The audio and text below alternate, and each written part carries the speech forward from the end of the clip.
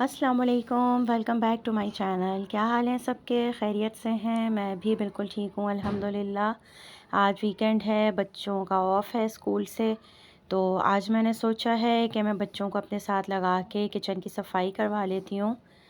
तो महानूर के तो जो है ना टेस्ट हो रहे हैं स्कूल में, तो वो तो अभी नाश्ते के बाद पढ़ने बैठ गई थी, क्योंकि वो 8th क्लास की स्टूडेंट हैं, सिंधी फ़र्स्ट टाइम पढ़ रही हैं। तो काफ़ी उनको जो है ना मतलब मुश्किल पेश आ रही है। एनीवेज़, ये सब तो लाइफ का हिस्सा है। तो मैं अपना व्लॉग स्टार्ट कर रही हूँ। फ़र्स्ट ऑफ़ ऑल मैंने प्याज छील के फ्रिज में रख दी है। जब मैं खाना बनाऊँगी तो मैं निकाल लूँगी। प्याज छील के फ्रिज में रख देने से ना बड़ी अच्छी प्याज की कटिंग होती है।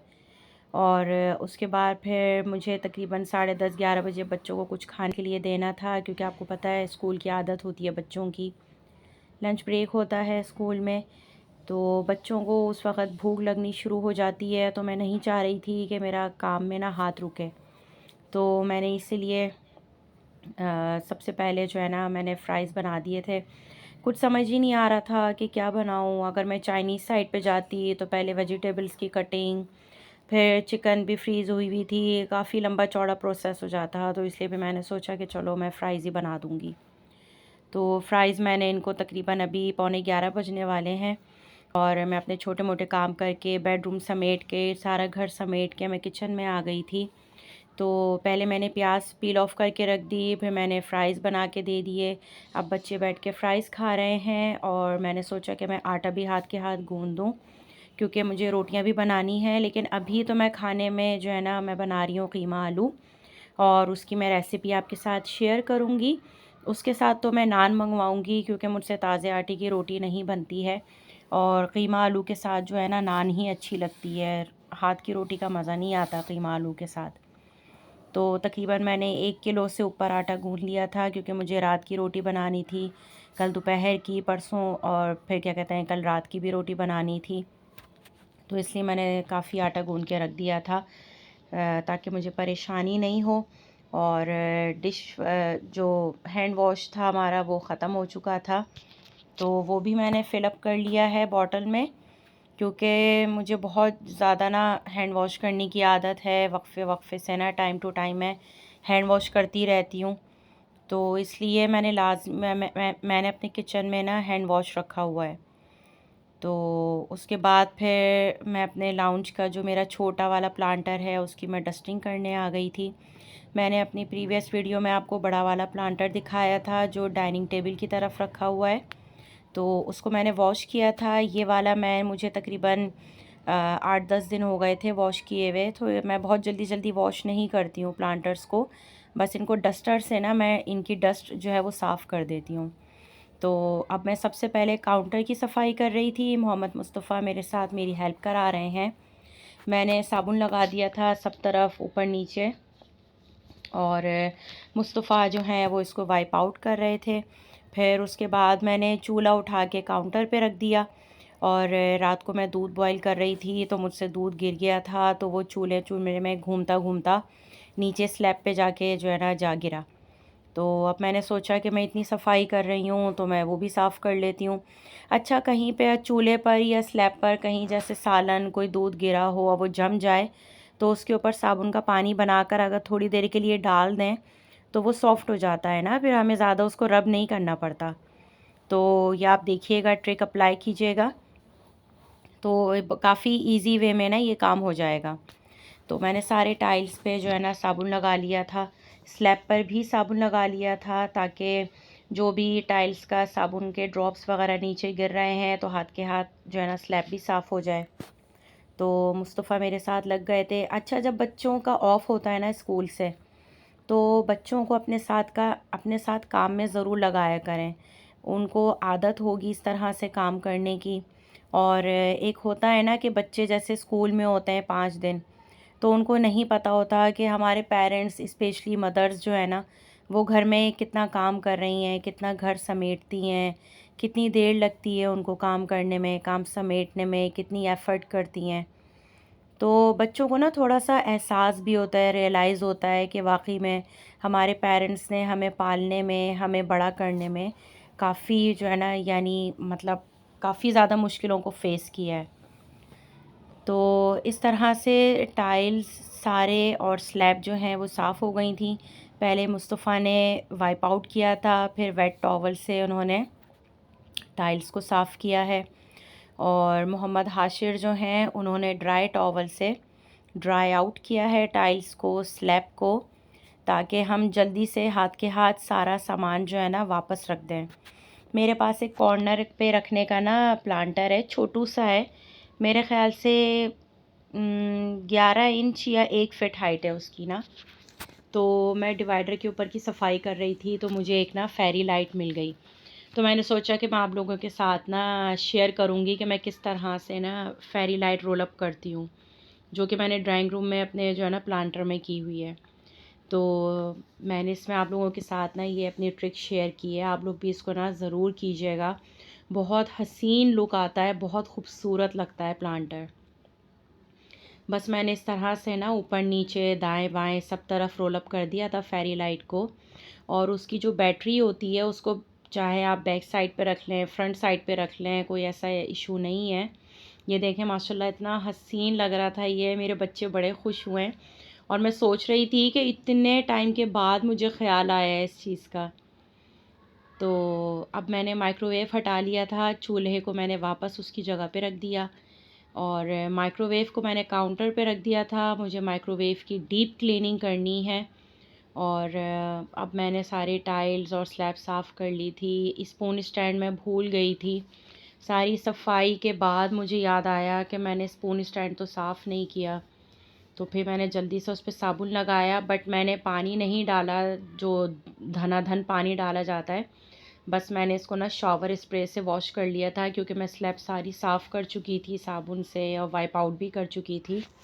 अब अगर मैं इस पर ज़्यादा पानी डालती ना तो वो सारा फैल जाता, इसलिए मैंने इसको सिर्फ जो है ना शॉवर स्प्रे से साफ़ करके और मैंने टॉवल से जो है ना उसको पोंछ दिया था। अब मैं आ गई थी माइक्रोवेव की सफाई के ऊपर, और बहुत गंदा हो रहा था अंदर से माइक्रोवेव, क्योंकि बच्चे कभी कवर करते हैं कभी कवर नहीं करते हैं। सालन गरम करना है, कोई चीज़ गरम करनी है तो छींटे उड़ती हैं। राइस भी अंदर जो है ना सूख के पापड़ बने हुए थे क्योंकि वो बार बार गरम करते हैं। बच्चों को मैं बहुत कहती हूँ कि बेटा जब भी कोई चीज़ गरम करो ना कवर ज़रूर किया करो। उससे ये कि जो भी आपकी छींटें उड़ेंगी, कुछ भी उड़ेगा ना वो आपके कवर के ऊपर ही जाएगा, तो कवर तो ऑलमोस्ट ऑल्टरनेट डेज़ में वॉश होता ही रहता है। तो एनीवेज़ फिर मैंने इसका ग्लास डोर जो है उस पर भी डिश वॉशर लगा के उसको मैंने क्लीन कर लिया था, वेट टॉवल से दैन ड्राई टॉवल से। और अल्हम्दुलिल्लाह ये एक बहुत बड़ा मेरे लिए मरहला था, बहुत बड़ा टास्क था इसको साफ़ करना, माइक्रोवेव की डीप क्लीनिंग। अल्लाह के फ़ज़ल व करम से मैंने वो भी कर लिया था। और अभी हस्बैंड मेरे नहीं आए थे सौदा लेके, कीमा लेके, तो मैंने सोचा चलो मैं सेंटर टेबल भी साफ़ कर लेती हूँ।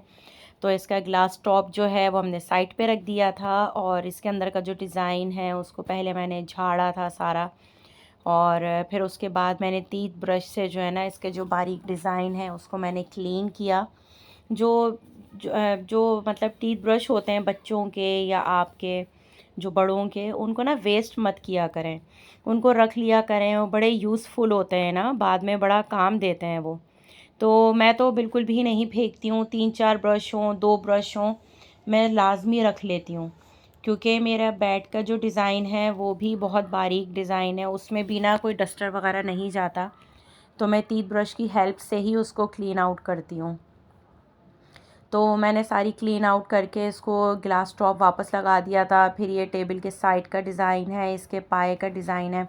अच्छा, मैं जब इसको क्लीन कर लेती हूँ ना, डस्ट सारी इसकी रिमूव कर देती हूँ, तो फिर मैं 7CF भी कर देती हूँ, लेकिन अभी मेरे पास ख़त्म हो गया था। बट मैं आपको ना आगे किसी वीडियो दिखाऊँगी कि मैं किस तरह करती हूँ।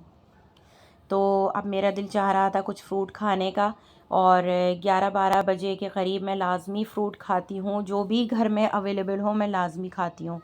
और बच्चे जब स्कूल से आ जाते हैं तो उनको भी मैं लाज़मी खिलाती हूँ जूस वगैरह पिलाने के बाद।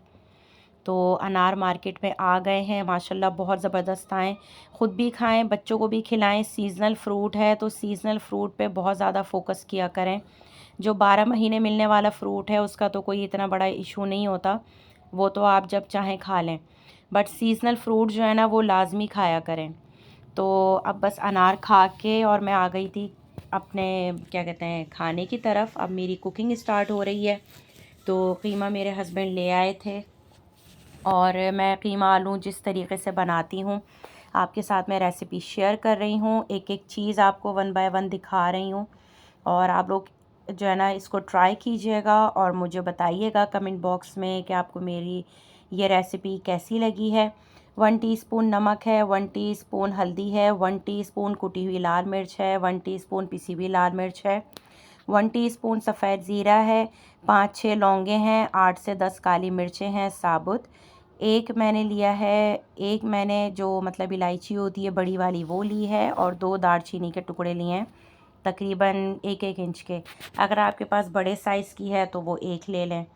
तो जो मैंने प्याज छील के रखी थी उसमें मैंने 2 बड़े साइज़ की प्याज डाल दी थी सॉस पैन में और जब वो हल्का सा उन पे मतलब कलर आने लगा तो मैंने गरम मसाला डाल दिया था।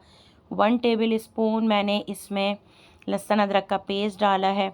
अच्छा मैं ना मतलब पिसा हुआ गरम मसाला या पिसा धनिया नहीं डालती। तो कुछ सबका अपना अपना टेस्ट होता है, सबकी अपनी अपनी रेसिपीज़ होती हैं। तो आप मेरी रेसिपी ट्राई कीजिएगा, मुझे बताइएगा।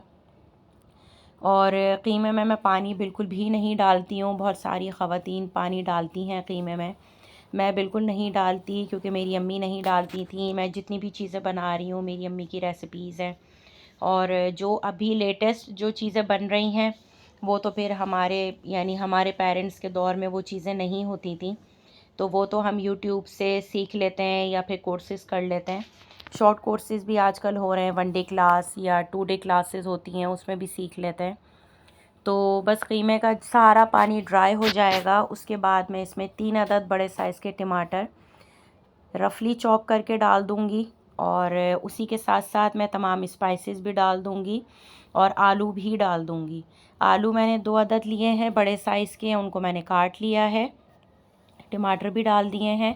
अच्छा इस स्टेज पर मिक्स करके ना मैं कवर कर देती हूँ हल्की आंच पे क्योंकि स्टीम में जो टमाटर पानी छोड़ते हैं ना उसी में आलू भी गल जाते हैं। ऊपर से गार्निशिंग कर दिया और कीमा हमारा रेडी है।